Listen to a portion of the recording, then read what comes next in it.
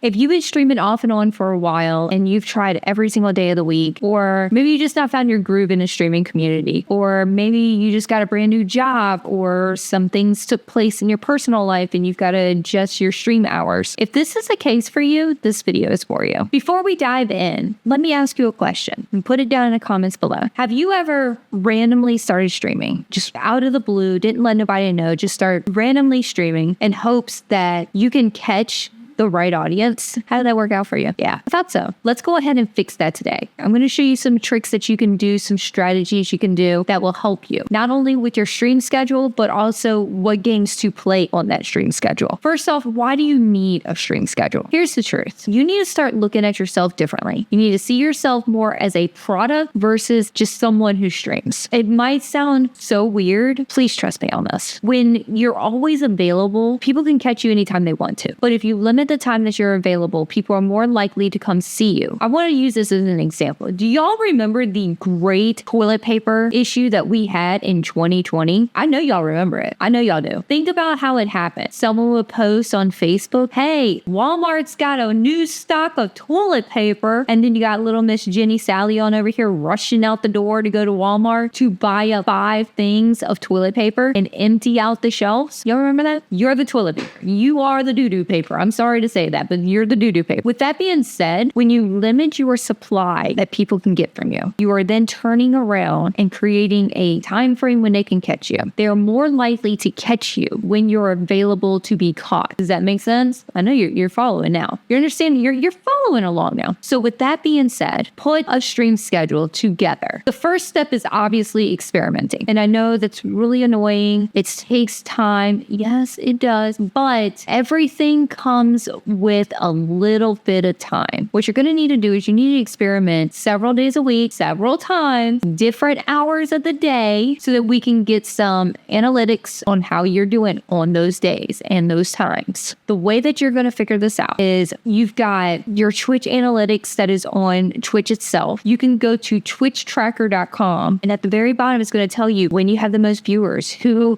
followed you the most, when did you get the most subs, where's your highest watch hours. All of that matters. You're going to focus on that. So for me, when I changed up my stream schedule, I went for wherever I had the highest view count. And that's where I started. 3 days, I had the 3 highest views. And y'all also got to understand, I've been streaming for 7 years, 8 years. I've been streaming for 8 years. That is a really long time. I've been streaming for 8 years. So I've streamed every single day of the week, at least several times by now. And this is how I did it. You can also check out Social Blade to see how your streams are actually holding up and doing. You get graded on it on Social Blade. You will see on Social Blade how your content performs best. Okay, so now what we're going to do is look at your frequency numbers. So now you're wondering, how many days a week should I stream and how long should I stream? And the average person's like, oh, well, I have Monday through Friday evenings off. No, we ain't doing that. We are not doing that. You're going to stop. We're not going to do that. What you're going to be limited to is 3 to 4 days a week for 3 to 4 hours per stream. And I've said this several times in the past. Keep it right here. 3, 3, 4, 4. 3 to 4. That's it. 3 to 4 hours. 3 to 4 days. Nowhere else. So what you need to do during that time when you're not streaming, go through your content, promote it, post it on all the socials, grab clips. If you're streaming for 4 hours, you're going to be sitting there for a while. You got plenty of time. You don't need to be in front of people constantly for you to grow. I promise you. Twitch does not work that way. You need to pull people from different platforms to come to your stream. What I always tell people is try your best to aim for a minimum of 12 hours per week. Once you get that, then you need to figure out what is a good time frame to be able to stream. I stream from 7 to 11 p.m.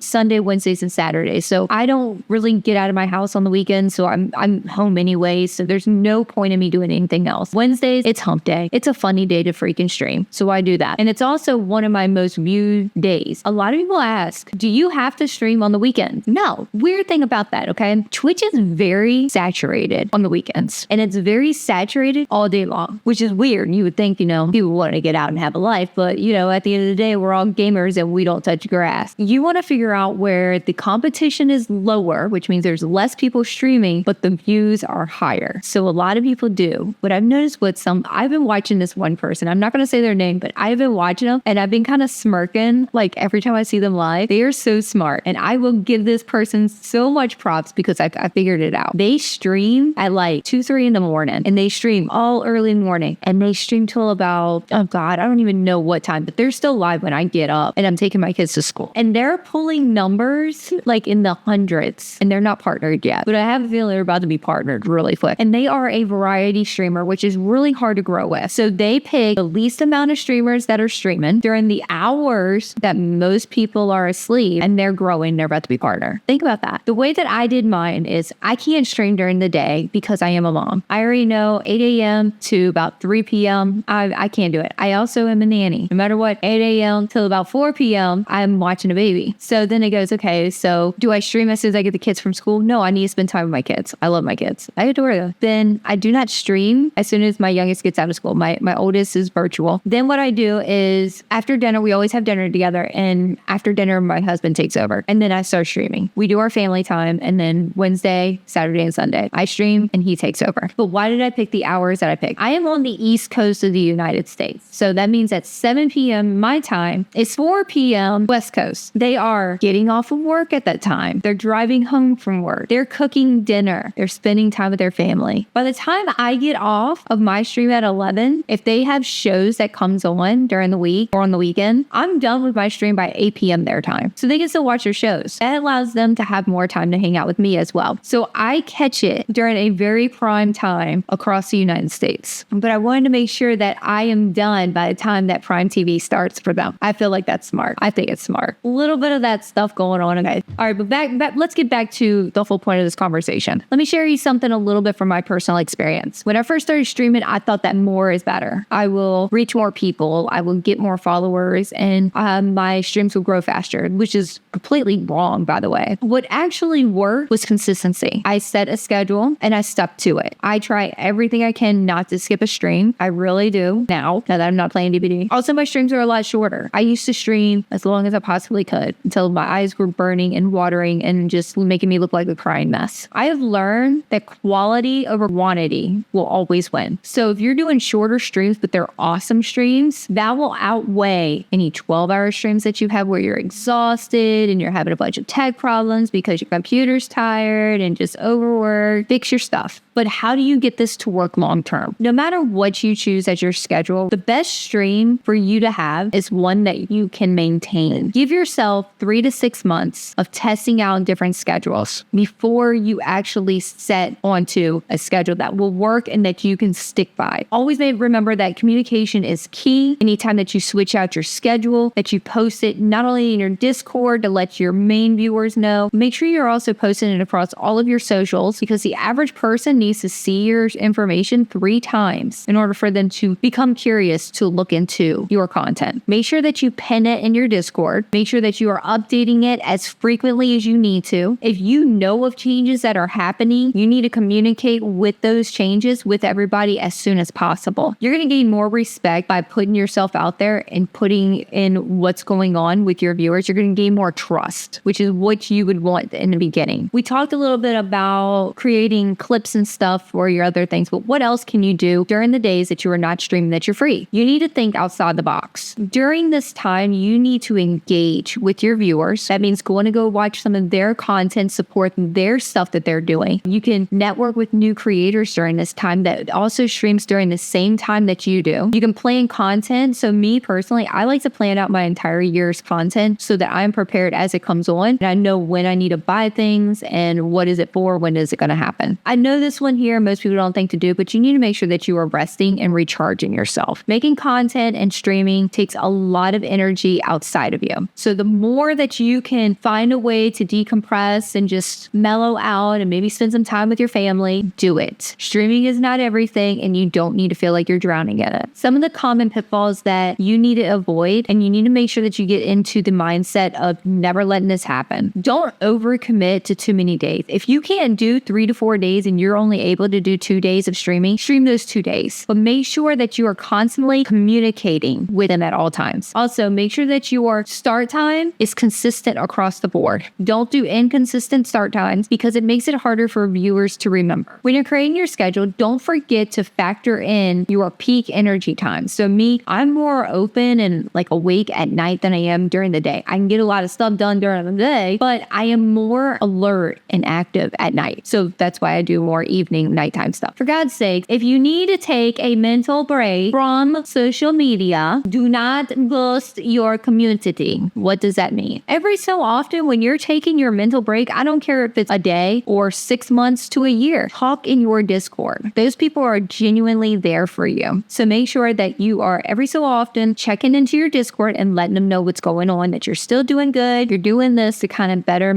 prepare yourself to come back. Please remember that streaming is not about being available 24/7. It's about being consistently excellent when you're live. If you found this video helpful, make sure that you go ahead and hit that like button so more creators can find it. In this video right here, I'm going to be sharing with you how I maintain my personal life and work balance as a streamer and content creator. If it's not here right now, make sure you go ahead and hit that sub button so that you know when it happens. Should be coming up very soon. Trust me, you don't want to miss it. All right, guys, I appreciate y'all being here, and I will see you in the next one. Bye, guys.